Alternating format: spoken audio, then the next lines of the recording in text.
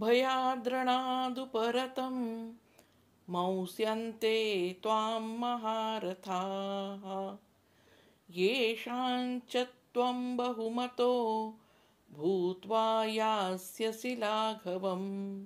हे अर्जुना, जर तू भीतीमुळे रणांगणातून पळून गेलास तर ज्यांनी तुला महान योद्धा मानलं आहे ते तुला भेकड समजतील.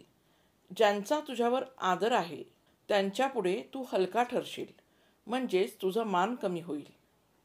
मानसशास्त्र सांगतं की भीतीमुळे जबाबदाऱ्यांपासून पळणं हा अवॉइडन्स बिहेवियर आहे. अशा पळवाटीमुळे केवळ इतरांचा विश्वास कमी होत नाही, तर स्वतःचा आत्मविश्वासही खालावतो.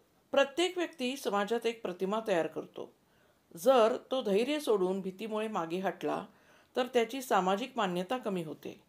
सामाजिक मानसशास्त्रानुसार ही प्रतिष्ठा गमावण्याची भीती अनेकदा माणसाला योग्य निर्णय घेण्यास प्रवृत्त करते. हा श्लोक सांगतो की परिस्थिती कितीही कठीण असली तरी धैर्याने पुढे जाणं हेच आत्मसन्मान जपण्याचा मार्ग आहे.